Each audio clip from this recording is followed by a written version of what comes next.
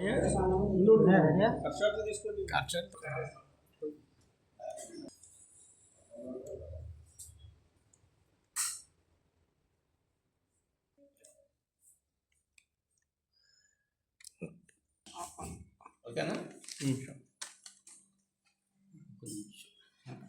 Okay.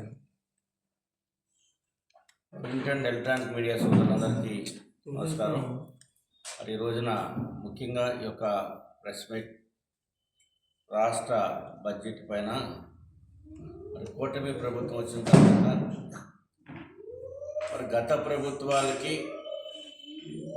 ఇప్పుడున్నటువంటి కూటమి ప్రభుత్వానికి చాలా స్పష్టంగా తేడా అనేది తెలుస్తూ ఉంది. ఎందుకంటే రాష్ట్ర అభివృద్ధి ధ్యేయంగా పెట్టుకొని అన్ని రంగాలను కూడా మనం ముందుకు తీసుకెళ్ళాలి, జీవన సరళి మారాలి అనేటువంటి ఆలోచనతోనే కూటమి ప్రభుత్వం మరి గత 5 సంవత్సరాలు విధ్వంసాలకి గురైనప్పటికీ కూడా ఆర్థిక స్థితిగతులు, ఆదాయ వనరులు పడిపోవడం ఇవన్నిటిని కూడా సమీకరించుకొని మరి యొక్క కూటమి ప్రభుత్వం వచ్చి 20 నెలల కాలంలో అన్ని రంగాలను కూడా గాడిలో పెట్టుకొని ఇటు రెవెన్యూ ఆదాయం పెంచుకునే దిశగా కానివ్వండి, ఇతర పన్నులు ఆదాయం పెంచుకునే దిశగా కానివ్వండి, ఇతర దేశాల నుంచి పెట్టుబడులు సమీకరించి రాష్ట్రంలో నూతనంగా పరిశ్రమలు ఏర్పాటు చేసే దిశగా అడుగులు వేయనివ్వండి, ఇరిగేషన్స్ కానీ,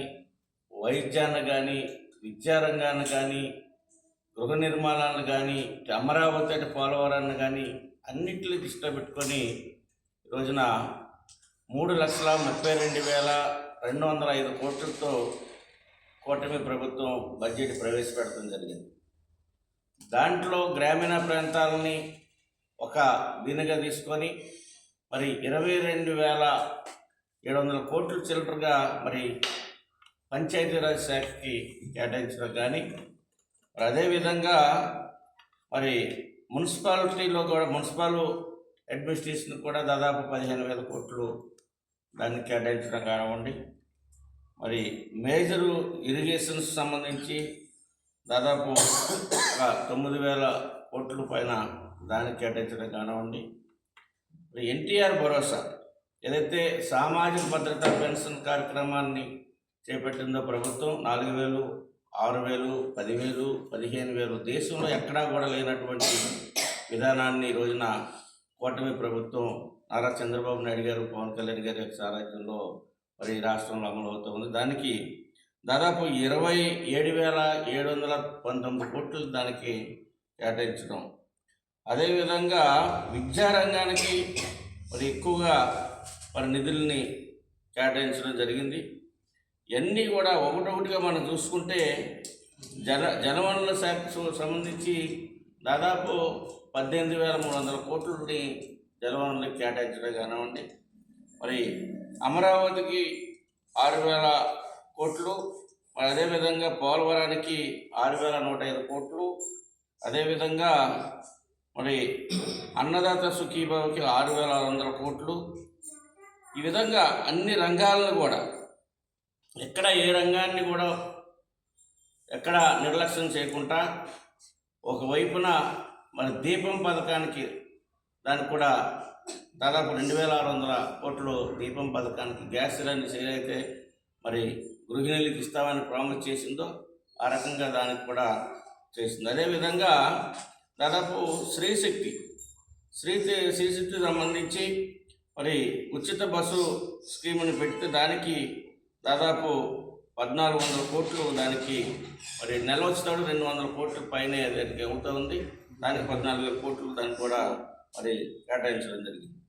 ఈ రకంగా ఎందుకంటే ఈ యొక్క బడ్జెట్ అన్ని రంగాలను కూడా ఎక్కడ ఎవరిని విడిచిపెట్టకుండా మరి ఉన్నటువంటి ఆర్థిక ఇబ్బందులను కూడా దృష్టిలో పెట్టుకొని మరి రెవెన్యూ ఆదాయంగానే మన ప్రభుత్వం చూసుకుంటే దాదాపు 2,56,143 కోట్లు రెవెన్యూ ఆదాయంగా మనం చూసుకున్నాం. అదేవిధంగా మూలధనంగా చూసుకుంటే 53,915 కోట్లు మూలధనానికి చూసుకున్నాం. ద్రవ్య లోటు ఈ రోజున 75,668 కోట్ల రూపాయలు ఉన్నప్పటికీ ఈ రకంగా దాదాపు చక్కగా ఒక అవగాహన ఉన్నటువంటి ప్రభుత్వానికి, అవగాహన రహితంగా ఉన్నటువంటి ప్రభుత్వాలకి వ్యత్యాసం అనేది చాలా స్పష్టంగా ఈ యొక్క బడ్జెట్లో కనిపించింది.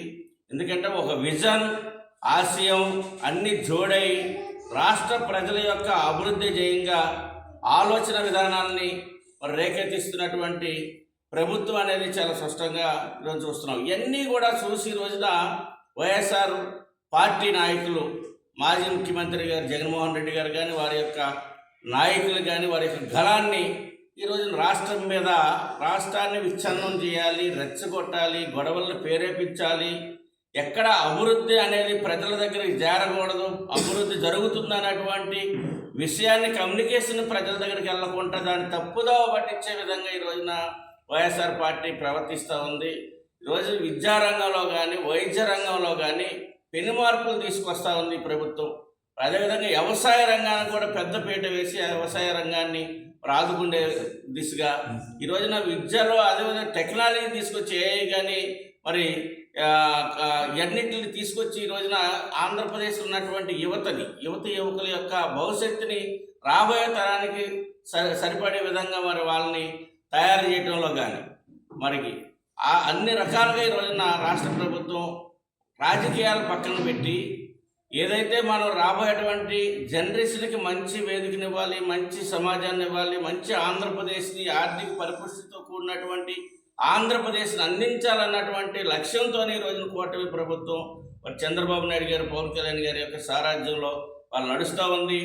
దేశం ఆంధ్రప్రదేశ్ వైపు చూస్తూ ఉంది. ప్రపంచ దేశాలన్నీ కూడా ఈ రోజున అమెరికా కానీ అగ్రరాజ్యాలన్నీ కూడా మరి ఆంధ్రప్రదేశ్లో పెట్టుబడులు పెడితే మన పెట్టుబడికి ఎక్కడా కూడా నష్టం వాటిల్లకుండా లాభాలు ఉంటుంది, అక్కడ సెక్యూరిటీ ఉంది, ఆంధ్రప్రదేశ్లో మన పెట్టుబడికి భద్రత ఉందనేటువంటి ఆలోచనతో ఈ రోజున మరి ఆంధ్రప్రదేశ్ వైపు చూస్తున్నటువంటి పరిస్థితిలో వైఎస్ఆర్ పార్టీ ఇప్పటికైనా బుద్ధి తెచ్చుకోవాలి.